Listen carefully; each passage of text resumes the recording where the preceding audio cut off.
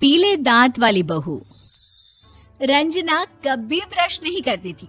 उसे कितनी बार उसके माँ बाप ने डांटा, लेकिन उसका कोई असर उस पर होता ही नहीं था, जिस कारण से उसके दांत पीले पीले हो जाते हैं। शादी के बाद अरे बहू, वैसे तो तुझ में कोई कमी नहीं है, पर तेरे दांत इतने पीले कैसे हैं बेटा? कैसे मतलब?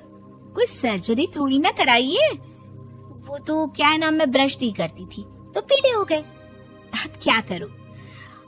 आप कहे तो लाल करवा लूं या फिर काले?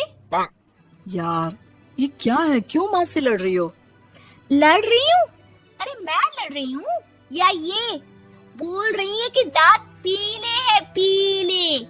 अरे तपस्या थोड़ी ना की है इन्हें पीले करने के लिए। बकायदा ब्रश नहीं किया है 20 साल तक, तब जाकर। छी, कैसी बात कर रही हो? ये उस वक्त तो पीले नहीं थे जब हम लोग तुम्हें देखने आए थे। अरे तब साफ करवा लिया होगा डेंटिस्ट के पास जाकर। अब देखो कैसे पीले पीले लग रहे हैं। रंजना सास की तरफ गुस्से से देखती है। फिर शुरू हो गई पीले पीले पीले। अरे पीले तो तब भी थे जब मेरे हाथ का रसगुल्ला उड़ा उड़ा कर खा रही थी और बोल रही थी, लड़की नहीं गुणों का खजाना दे रहे भाई साहब आप। खैर, अब वो लोग करते भी तो क्या करते, पीले दांत वाली बहू पल्ले पड़ी थी तो झेलना तो था ही। एक दिन कीर्तन में रंजना गाना गा रही थी। अरे कमला बहन, माँ का द्वार है, यहाँ तो सब शुद्ध होकर आते हैं, फिर अपनी बहू को ब्रश भी नहीं करवाती तुम। दूर से पीले पीले दांत भक्ति में बाधा उत्पन्न कर रहे हैं। अरे कोई 2 साल के बच्चे थोड़ी ना लेकर आई हूँ मैं बहू बनाकर। अच्छी खासी लड़की है, अरे कैसे करवाऊं ब्रश? ये तो उसे खुद करना चाहिए ना। अब माँ बाप तो इसके जैसे तैसे निपटा दिए, ये नहीं सोचा कि सास कैसे संभालेगी। सास बहू को लेकर घर आ जाती है, लेकिन सोच लेती है कि अब इसे लेकर कहीं नहीं जाएगी। अगले रोज बहू कहती है, अरे क्या हो गया, मंदिर नहीं जाना क्या? कीर्तन का वक्त हो रहा है। मेरी मधुर वाणी से कान्हा जी जागते हैं और सोते हैं। आप तो जानती है ना उनकी भक्ति में कितना मन लगता है मेरा। वो क्या है ना, तबीयत ठीक नहीं लग रही है मेरी, आराम करूंगी मैं। तबीयत ठीक नहीं लग रही? अभी तो मिथुन के गाने पर नाच रही थी आप, और अब बोल रही है कि तबीयत ठीक नहीं लग रही। अरे भक्ति में मन लगा लो सासू माँ, ऊपर जाना है, क्या मुंह दिखाओगी आप? हाँ? सास को बहू की बात पर गुस्सा आ जाता है। मैं क्या मुंह दिखाऊंगी, इसकी चिंता तो ना कर, समझी? अपने मुंह की चिंता कर, जो ये पीले पीले दांत लेकर हर जगह पहुंच जाती है। पता है लोग कितना मजाक बनाते हैं। ना जी ना, मैं नहीं जाना कहीं तेरे साथ। तो ये बात है, कोई ना, मत जाओ, मैं अपने कमरे में ही बैठकर भक्ति कर लूंगी। ऊपर वाला दांत थोड़ी ना देखता है, मन देखता है, भावना देखता है। और अरे बस बस, तू सब कुछ दिखा, बस ये सफेद चमकदार दांत ना दिखाना किसी को, है? जा यहाँ से। बहू को सास की बात का कोई फर्क नहीं पड़ता, वो तो जैसी थी वैसी ही रह जाती है। सुबह नहाकर किचन में खाना बनाना, फिर खाना खाना, कीर्तन भजन करना और सो जाना।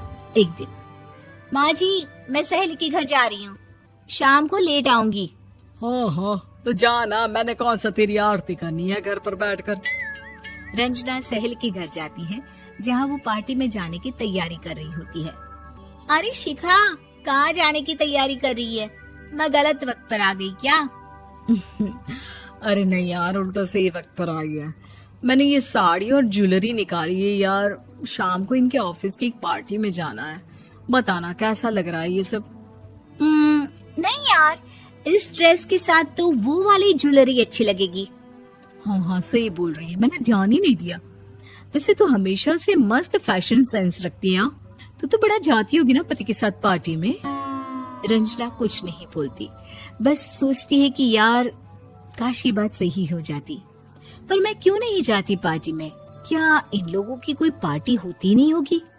रंजना घर आती है और रात में पति से सवाल करती है, एक बात बताइए, आप मुझे किसी पार्टी में क्यों नहीं ले जाते?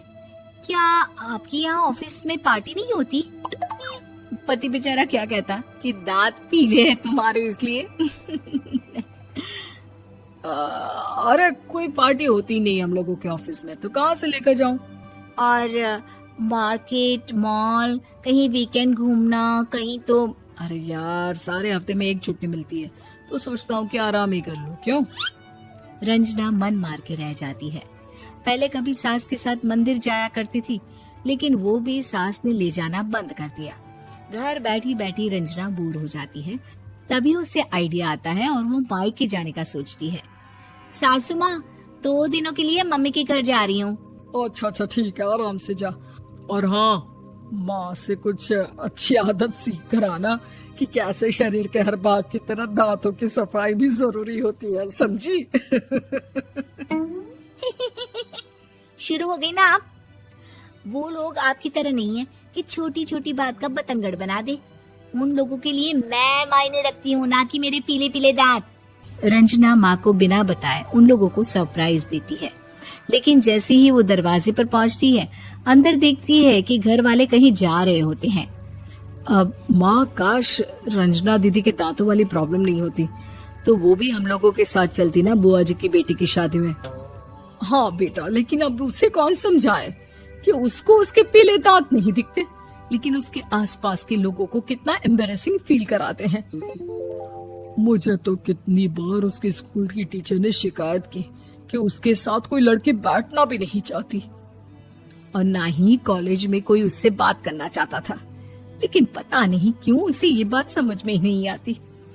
कोई कमी नहीं है उस लड़की में, बस यही कि दांत पीले हैं। वो तो भला हो जीजा जी और उनकी माँ का, जो दीदी को जैसी है वैसे ही रखा हुआ है। रंजना को अपने घर वालों की बात सुनकर बहुत दुख होता है। वो सोचती है कि वो क्या करे, लेकिन फिर वो सीधा डेंटिस्ट के पास जाती है, अपने दांत चमकाती है और कसम खाती है कि वो रोज ब्रश करेगी। अरे क्या हो गया? तुम तो 2 दिनों के लिए गई थी ना, पर कोई ना, अच्छा है, चलो आ गई तो। रंजना सास के सामने आकर खड़ी हो जाती है और पूरी स्माइल करती है, उसके चमकदार दांतों को दिखाती हुई। हैं? चले मंदिर। माँ, मुझे माफ कर दीजिए, मैंने आप लोगों को बहुत एम्बैरेसिंग फील करवाया। मैं आज से रोज ब्रश करूंगी।